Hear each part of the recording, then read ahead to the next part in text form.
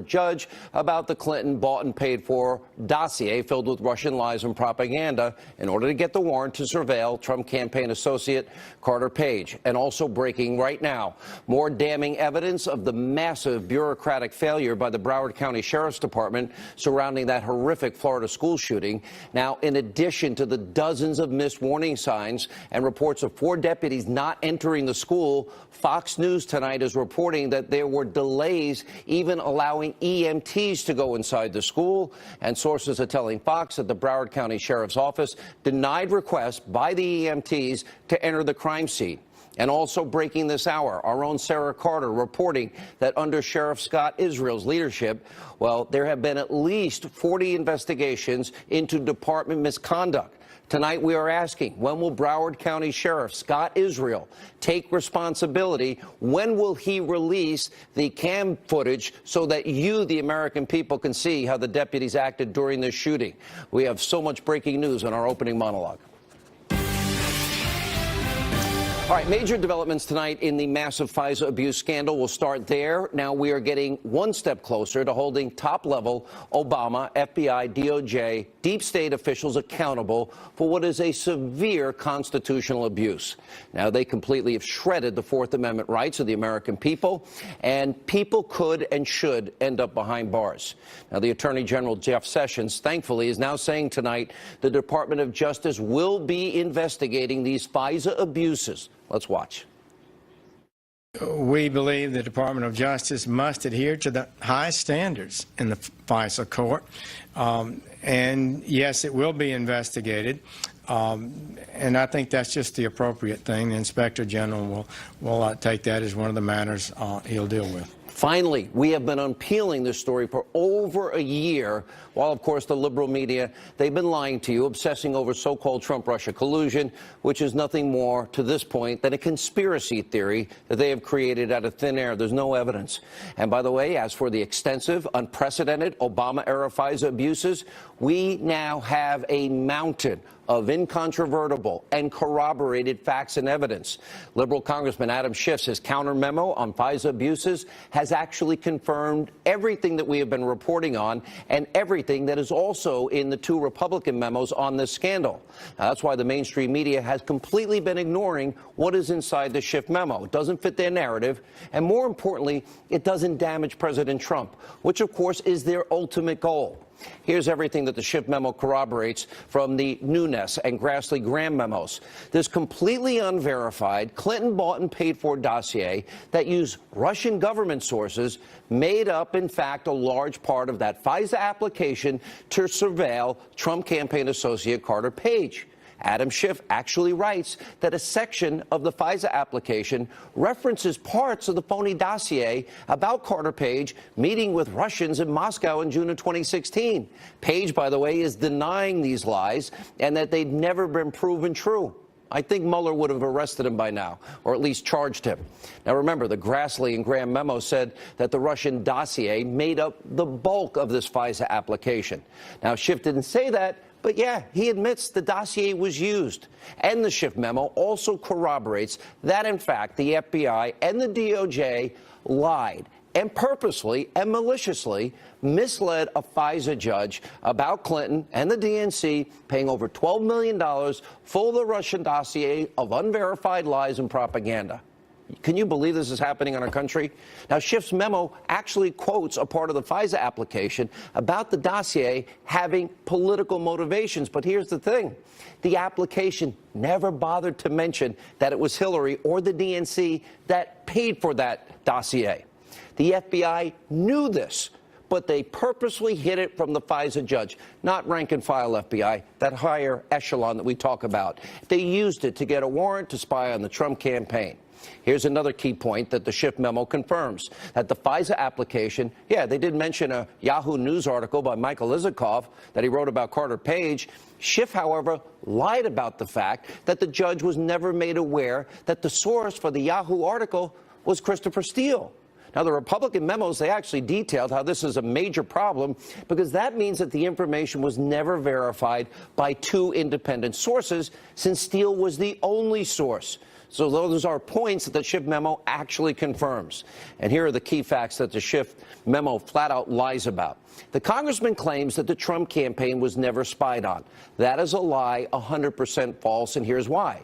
When the federal government granted a FISA warrant, that gives them access to every one of Carter Page's old emails, old text messages, and they know every phone call he made, which could date back to when he was with the Trump campaign.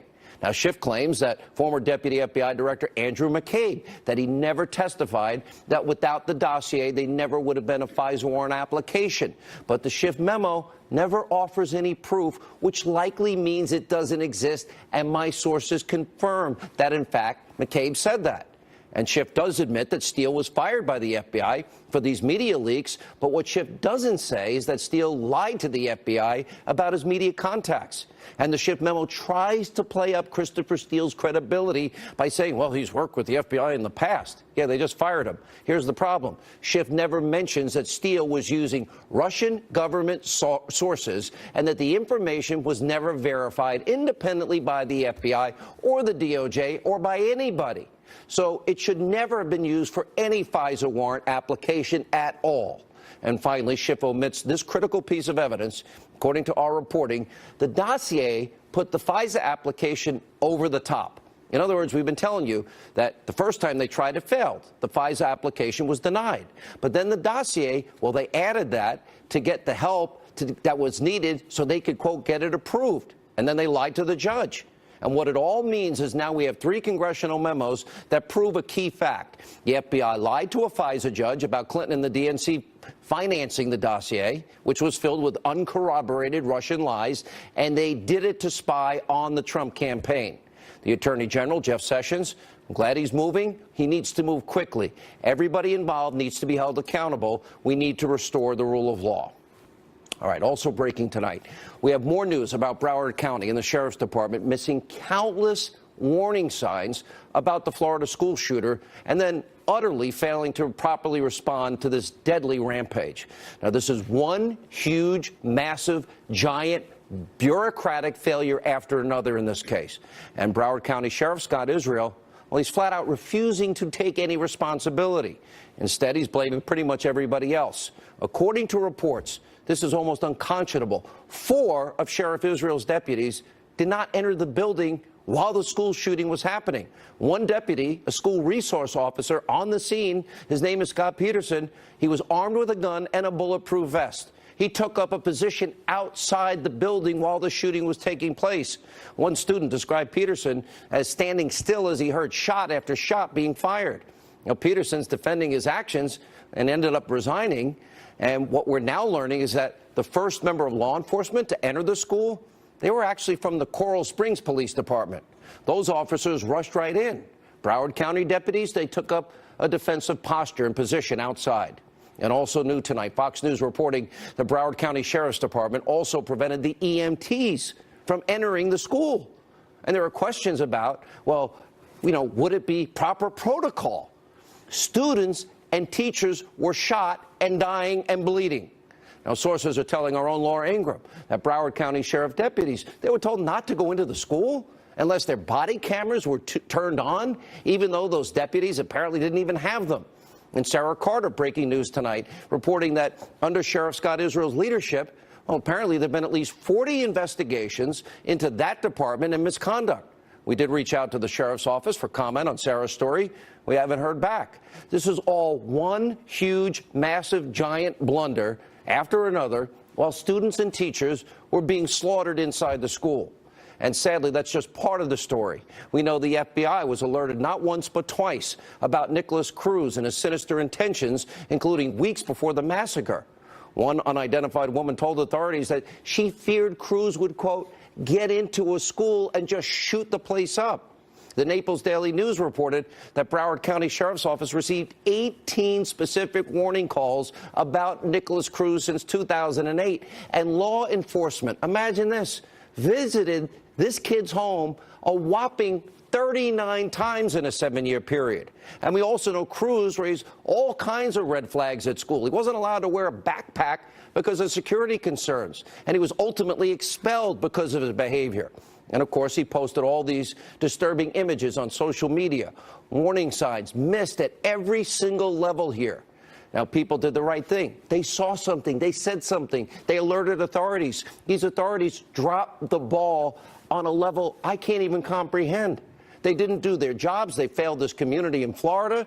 And these officials need to be owning up to their mistakes so it never happens again. And we can fix the problems in the system, prevent future massacres.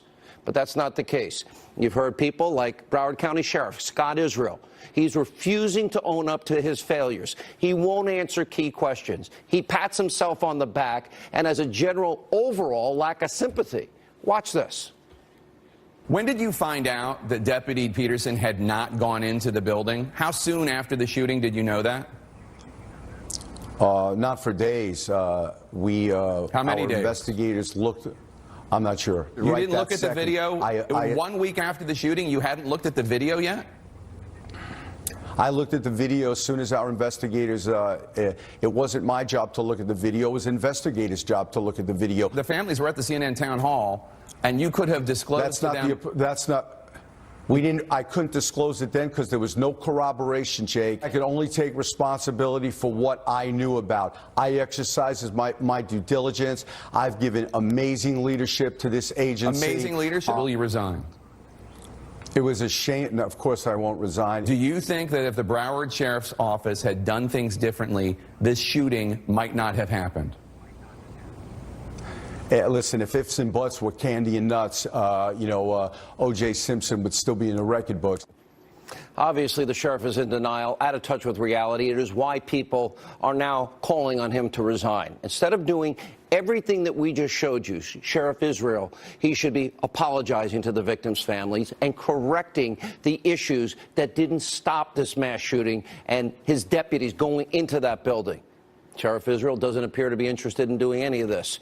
In fact, last week he said that he might not even release the footage showing Deputy Scott Peterson failing to enter the building. Listen to what he says.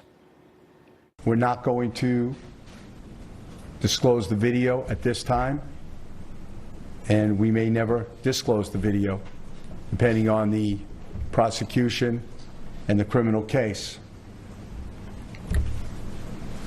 But what I saw was a deputy arrive at the west side of Building 12, take up a position,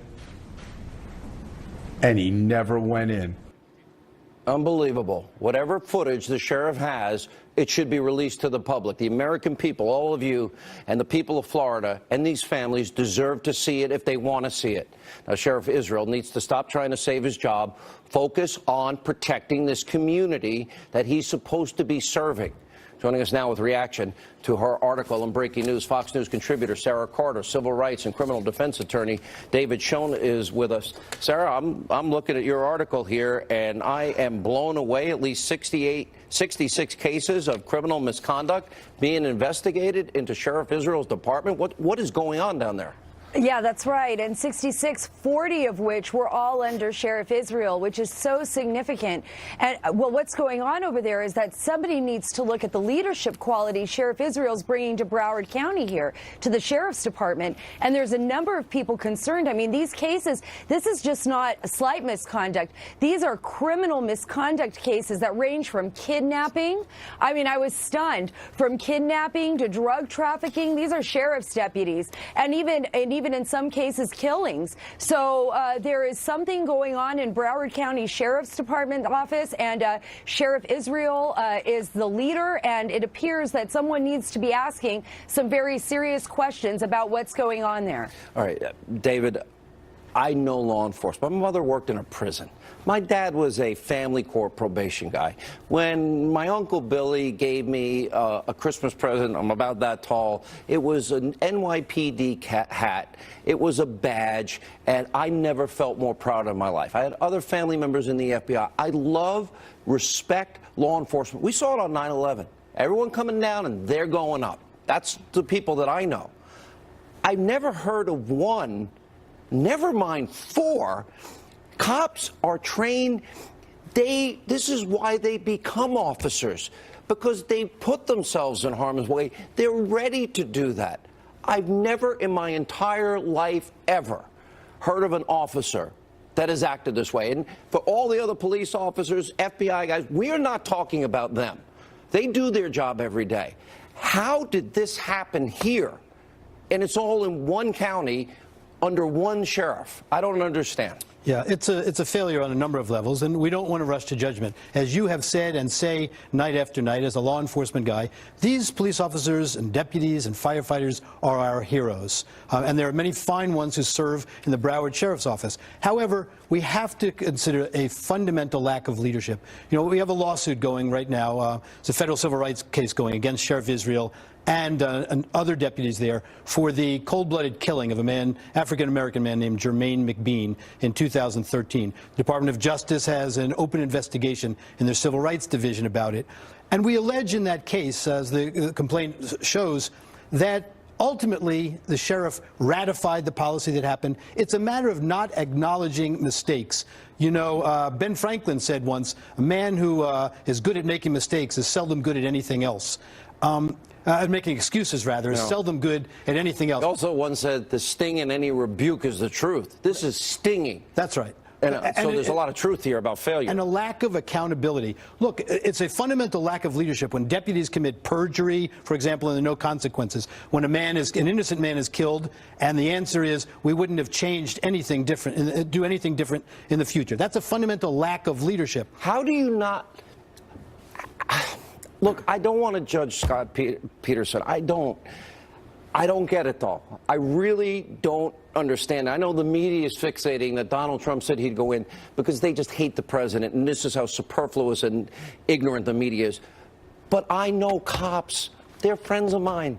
I was just at a dinner with a cop, and this is not how they act. That's right. They live for this kind of moment generally. Yeah. Tragedy, and they recognize the tragedy, but they're there to serve. And ultimately, the ultimate tragedy for this case, of course, is to the families. No one can give them an explanation that would be satisfactory, and pointing the finger doesn't help. However, there must be some accountability going forward so that something like this doesn't happen again.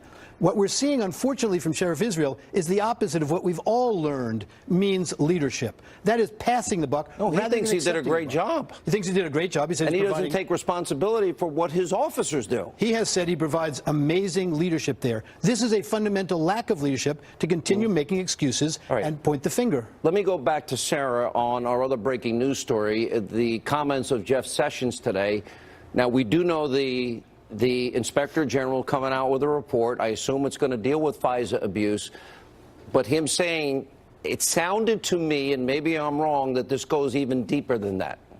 Oh, it certainly does. I think at this point, with all the evidence on its face, we've seen the Schiff memo, we've seen Nunes memo, we've seen the criminal referral from Senator Grassley's office regarding Christopher Steele. There is so much insurmountable evidence within those memos that the Inspector General is required now to look at this. And remember, this is a single case. They're going to be looking at Carter Page, but they're going to expand on that case to make sure that the Foreign Intelligence Surveillance Court wasn't being abused over and over again. But we know they it was need to abused. look at that. We already know it was abused, don't we? We do. We do. Because they didn't tell the judge. They didn't tell the judge that Hillary paid for it.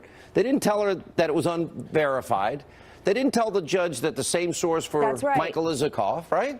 That's right. But we have one case there, Sean. And what we need to look at, and I think the Inspector General is going to do this, is how many other cases out there that we don't know about, cases that aren't public. That is what they're going to be looking at. They're going to be talking to people at the Foreign Intelligence Surveillance Court. They're going to possibly be talking to the judges. They're going to be looking at the documents that we aren't privy to because they're classified. I mean, look how difficult it was to get to the bottom of just Carter Page. So I think this is what the Attorney General wants to do. He wants to expand this investigation. He wants to take a hard look at this to ensure that this does not happen in the future. Sarah, great investigative work on both issues. Thank you, David Schoen. We appreciate your involvement and contribution. All right, our top two stories, more reactions. Sebastian Gorka, Dan Bongino, and Geraldo next. Stay with us.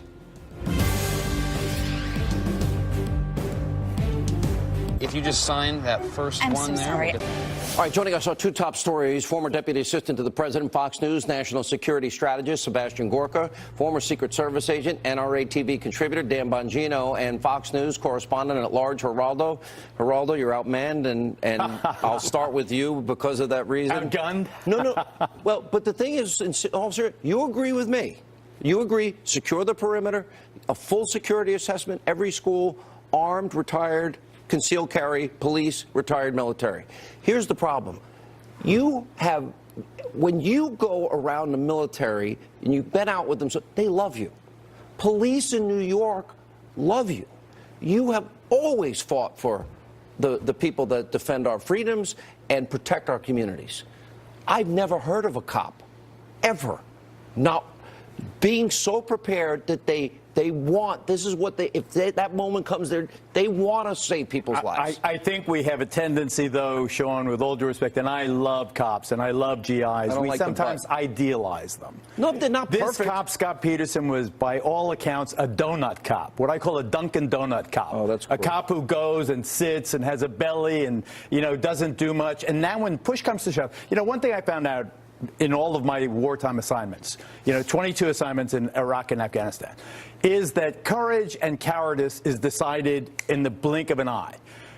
You never know how you're going to respond. Like the president said he would charge in even if he didn't have he doesn't really know. You only know when it's... Well, he did have an incident that we know about. All right. What I'm saying is, it happens, you either chicken out or you charge in and you're a hero. A Medal of Honor, where they didn't ponder that, and we all have our own self-image. But they are trained, and mentally they prepare for those moments. That's what they train so hard for. That's what the investigation will reveal. Did this chief of the department, the Broward sheriff, Israel, did he have a protocol that insisted to his officers, as most departments have since Columbine in 1999, there's a school active shooter in a school, you run to the action. You don't wait for backup. You don't wait for the SWAT team. You don't secure the perimeter. You go in and try to save the children. If you don't take out the shooter, then maybe you'll stop the bleeding of one of the critically injured children involved. If he didn't give them that protocol, then Israel has to go. Bernie Carrig is a good friend of mine, and he ran a different department. All right, Dan Bongino, you worked in the Secret Service. Yeah. You've been in the NYPD. Isn't this what every cop trains for? I've never heard of one, never mind four. And then you heard the comments of Israel. What do you think? Yeah. Well, I waited for a while to jump in on this debate because I'm pretty confident Florida uses what they call the alert system for school security and responses to school shooting incidents. And Sean, that system, I believe it involves multiple deputies going in. But here's the distinction. So I wasn't sure if it was the deputy waiting for someone else. But once the report started to come out that multiple deputies responded and still didn't go in, I just want to be clear on this. There is no response to school violence I know of out there that requires them not to go in, set up a perimeter, and wait. Everybody post-Columbine is pretty much taught to respond maximum to the problem right away, but even that if you have to bypass explain away victims. The 39 times they're at this kid's house, or the Baker Act, which in Florida would allow them to institutionalize this kid. There's never been a case, see something, say something. We had every single sign, symptom, and evidence that this was the guy. Dr. Gorka. No. Look, I've said it before and I'll say it again, Sean.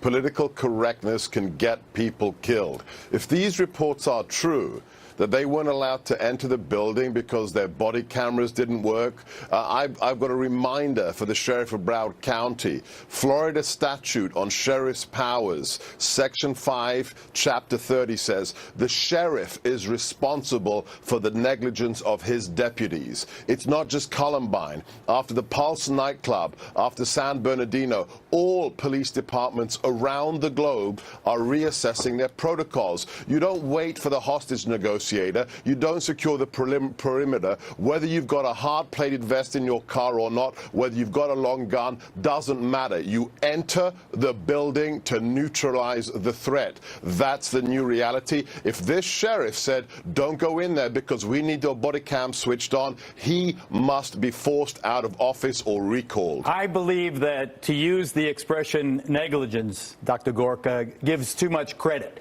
This Probably wasn't negligence. This was a person making a choice.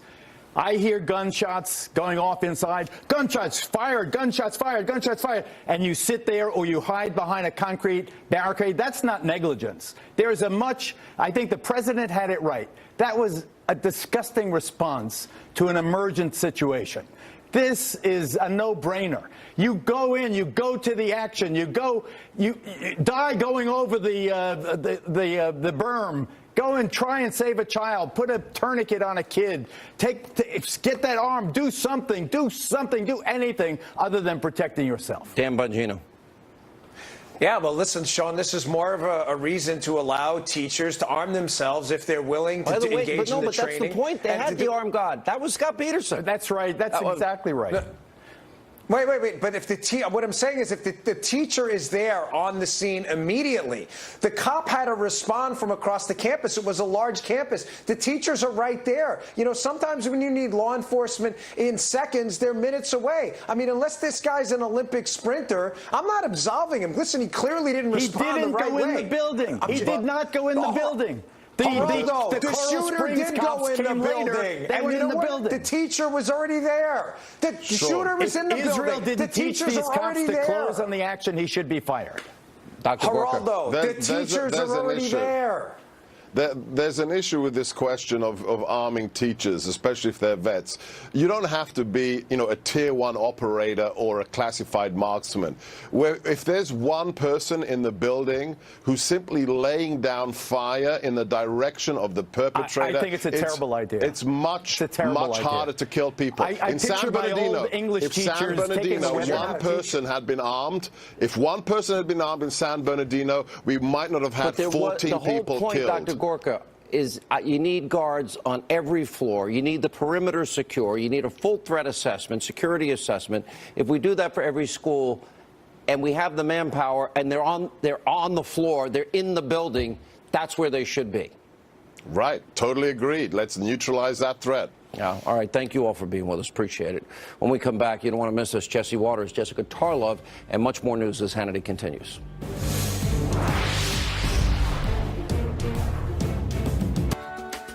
If you have moderate to severe... Out of office a little over a year, President Obama seems to have completely, utterly forgotten details of his blunder-filled time in the White House. During his off-the-record so-called speech at MIT on Friday, Obama actually congratulated himself and his own administration and their lack of scandals. Really? Really? Listen to this. One of the things I'm proud of in my administration was the fact that, and I think these things are connected, we didn't have a scandal that embarrassed us. There were mistakes, we'd screw up, but there wasn't anything venal during 8 years, and that's, I know that seems like a low bar, but look at the presidency. He's obviously in a state of denial. Let's just remind everybody of what it was really like, what truth and reality is. Start 2013 AP scandal, his Justice Department obtaining 2 months' worth of phone records from the AP, something the AP called a massive, unprecedented intrusion. Or 2014, the administration ridiculed over excessive wait times at VA hospitals that led to the death of dozens of veterans, and the months-long scandals surrounding, let's see, the prisoner swap, Bo Bergdahl. Oh, yeah, and there's that thing called Benghazi, that scandal, where 4 Americans actually died in Libya. But I guess at this point, what difference does it make, right, Hillary? And don't forget the Fast and Furious scandal. They actually put guns in the hands of violent Mexican gangs, and, of course, people died. And by the way, we've actually interviewed family members. Also, the time that the IRS, oh, yeah, they apologized recently in the Trump administration. They were targeting conservatives and Tea Party groups. And, of course, the disastrous Obamacare rollout. And then, of course, the money for Solyndra. That was a disaster. And, of course, we're still dealing with the ramifications of the ongoing Uranium One scandal. And, of course, we can go on. Here to help spark President Obama's memory is the co-host of The Five and the host of Waters World, Jesse Waters, and Fox News contributor. It's actually her world tonight. Oh, my God, I won already? Yeah. Oh, no, I just have to do his No, you do it on signal? the inside. Oh, come on. No. This way, then this way, How many right. times do we have to go over this, Jesse? You know how slow the ladies are. Okay. The liberals. Let me just start with this one thing. Let's start with Uranium One. Here's a scenario. 2009, we have an FBI informant inside of Putin's network in America. He's reporting back. Robert Mueller is the director at the time. Hillary Clinton's Secretary of State. Obama's our president. And what are they doing? They're involved in bribery, extortion, kickbacks, and money laundering. 20% of America's uranium ends up in the hands of the bad actor Vladimir Putin and Russia through Rosatom. There are a lot of people who dispute Excuse me, there's no selling dispute. of Uranium One. Okay. There's no disputing CFIUS signed off on the deal. They ignored the informant that was in Putin's working with his operatives in America, and they allowed it to happen. 20% of our uranium is controlled by that group. There are a number of people and fact-checking services that dispute. Okay, give me that's one fact give me one instance where what I said is wrong. Well, that People- Vladimir Putin has 20% of our uranium. Control of through that Uranium One company, yeah, Well, Russian owned and operated through We Rosatom talked and Uranium about One this and the before, merger. and you said, "Oh, we transferred control of it to our European allies, who are allies." I never here. said that. Yes, we talked Because about that's it not on what this happened. show. No, I said the uranium that they said would never leave the U.S. went to Canada, Europe, and Asia. The Uranium One deal that everyone said Hillary Clinton signed off on, but we know that Hillary Clinton Hillary's didn't sign State off Department did. That's yeah, and correct. if Trump's State Department signed off on giving the Russians all that uranium, he'd be impeached. Listen, the biggest scandals from Obama we're finding out about now is the FISA abuse and the unmasking. A lot of the Obama scandals, people died. The VA, they're dying. Benghazi, they died. Fast and Furious, there were deaths. He pulled out of Iraq, let ISIS take over a third of that country. The deaths toll is still mounting. And we know it's a scandal because we have the cover-ups. Hillary smashing BlackBerries, bleaching her server. all know that taking the Fifth Amendment does not mean that you are guilty. The What Supreme about Court has smashing a ruled on BlackBerry with a hammer?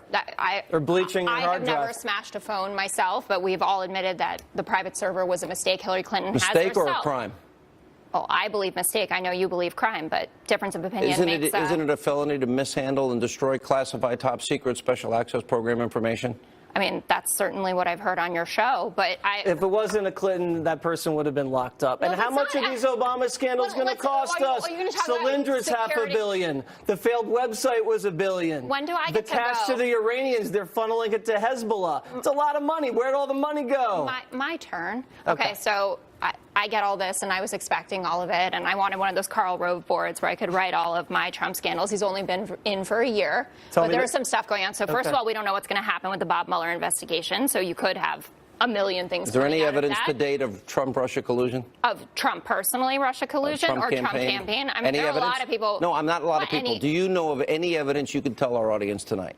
I know about the indictments. I didn't know ask you. about Is the it- 13 Russian I'm asking, trolls that have been any indicted. evidence of Trump campaign Russia collusion at all? Well, we don't know. We haven't gotten all of the final rulings out of this. That but would when be a you no. have, well, but what do you can't. That's no. Obama was in office for 8 years. Donald Trump has been in office for 1 year, and this investigation Respond to is still Jesse's ruling. point. What about the FISA scandal? Well, you don't tell the FISA court Hillary bought and paid for the dossier. But they did know that it was a politically motivated document, and I'm pretty You don't sure think they it makes a didn't think difference that it that she was put- from Jesse, Yeah, is they it bury that in a footnote to disguise the fact that Hillary and the DNC cooked up this scheme. No, that's not Yeah, what they happened deceived there. the If you court. read, That's a fraud, and it's a felony.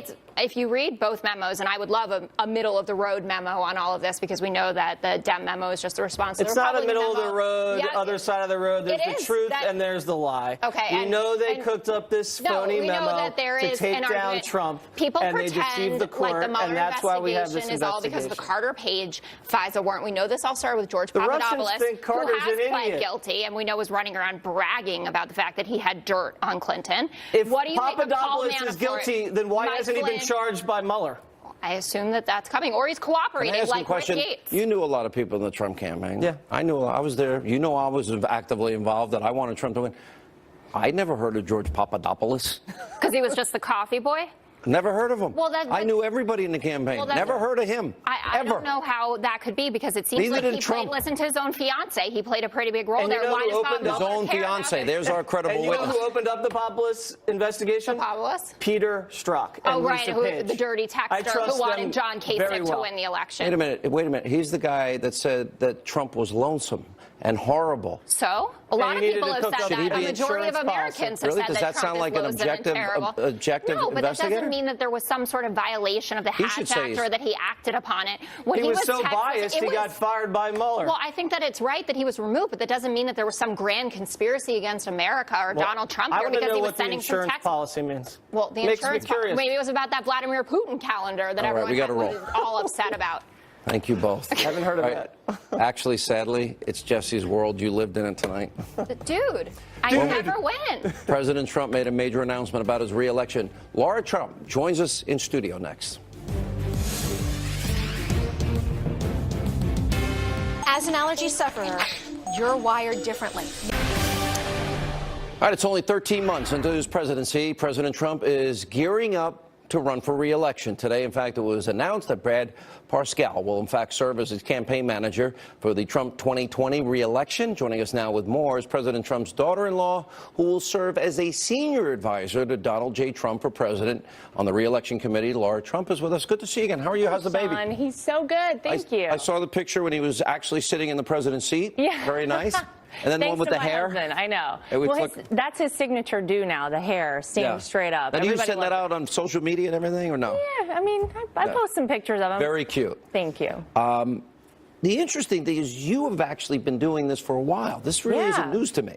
Well, thank you. Well, first of all, I was so honored to play a role in the 2016 campaign. I was out on the road all the time. Eric was out on the road. Don, we all were doing our part. And then come January last year, I was honored again to be part of the campaign and every day work alongside the great people that we have there. And we were thrilled today to announce Brad Parscale as the campaign manager for 2020. I've known him for many years. He's Good. going to be awesome. He's going to do such a great job. He was such a huge part of why the president is in office today. Other than the fact that he was such a great candidate and the country loved him, the digital campaign, the digital portion of the campaign was so important, and Brad was 100% behind that, and he's going to do a great job. Every night on this show, I talk about the media in this country. They have reported for well over a year. Trump-Russia collusion. There's smoke, they tell us, but there's no fire. There's nothing. They have nothing. No. But we have found evidence that Hillary Clinton bought and paid for an unverified Russian government dossier that then was used for a FISA abuse, and they didn't tell the FISA judge that she bought and paid for it, and it was unverified. If you tried to write it into a movie script, Sean, people wouldn't even believe it. It's the world that we live in today is so backwards sometimes, but I actually think it shows how desperate people were, to make sure that Hillary Clinton got into office, which still didn't work. She still is not our president, thank God. We have Donald Trump there. And, you know, the fact that it keeps getting brought back up and the media won't let it go, they keep bringing it back, shows that they have nothing else. The president is doing such a great job. They can't report on that because why would they? They don't talk about it anymore, which is fascinating.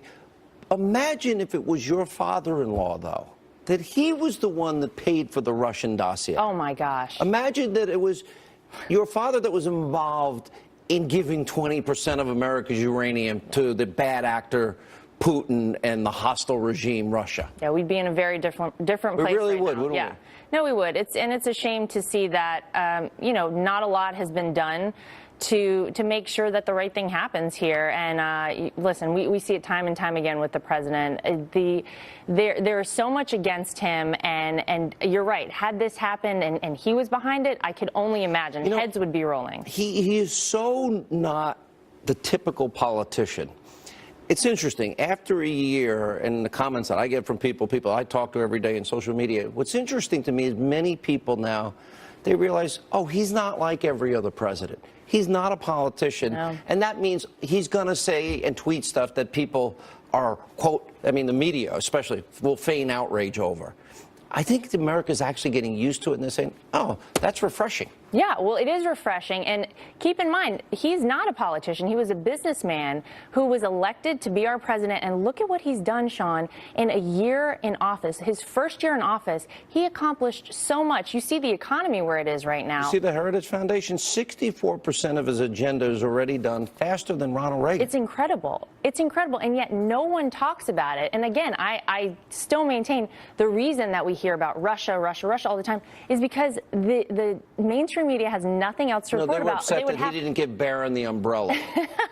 I'm not giving my kids the umbrella. I'm keeping the umbrella. They would have to report on all the great things that he's done, and they won't do it. So that's why you're here, Sean. Here's a personal question, because I know you, Eric, and I know Don, and I know your families, and I met you guys. More than anybody, you seem to have embraced this. This is a blood sport, the world of politics. How have you... seriously, how have you acclimated and taken on this role that so many people would never want to be a part of? Well, listen, I grew up in North Carolina in a middle-class family, and I said it throughout the campaign. I would never have gotten out there and put myself on the line if I did not truly believe in Donald Trump as a great leader and the right man for the job. And I'm so proud to be a part of this family and the support that I feel like we all give one another.